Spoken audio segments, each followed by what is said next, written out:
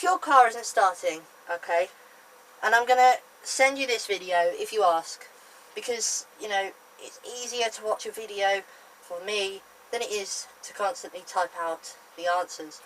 But if your car isn't starting, the first thing you do, the first thing, not the second, not the third, not the fourth, not the fifth, not the sixth, the first, is to check that you've primed it enough.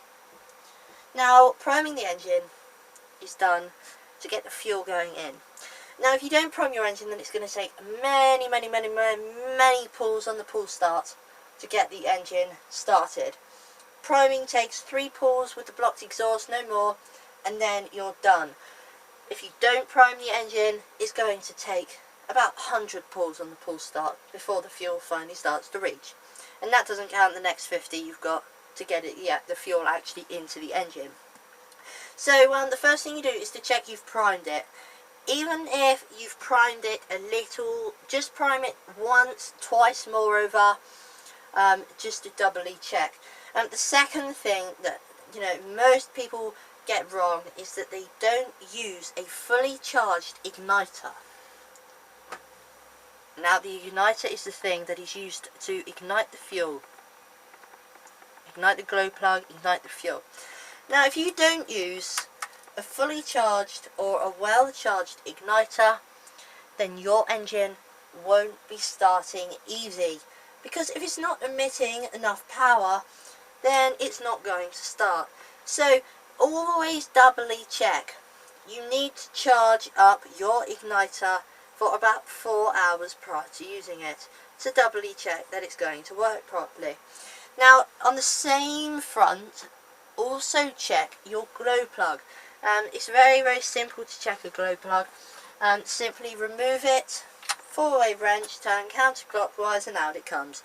Remove the glow plug, clamp it onto your igniter, and doubly, triply, quadruply check that the glow plug is new and working. If it's not working, if it's not shining, then please replace it with a new one.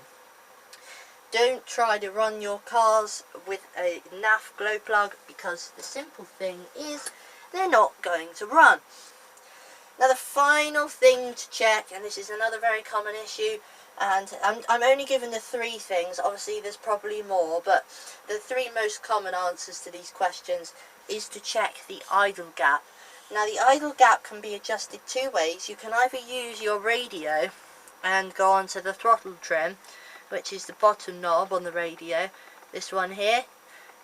Basically, if you turn that clockwise, that will higher your idle. The idle gap can be easily checked by removing your air filter and just looking in. You'll see a gap, and the gap should be about 1 to 2 millimeters open. If it's any less than 1 millimeter open, then it's not going to start easy, if at all. So please check that. That's the first way to adjust it. And the second way is to adjust your idle speed screw on the carb itself. To find out where the idle speed screw is, please check the other video, which is called Beginners FAQ, HSN, LSN and Idle Settings. Please check these things, and if you do have any more troubles, questions, queries or comments, feel free to post them in to jt12rchehelp@aol.co.uk is the address for any kind of questions. Thank you very much for watching, and more videos are coming soon.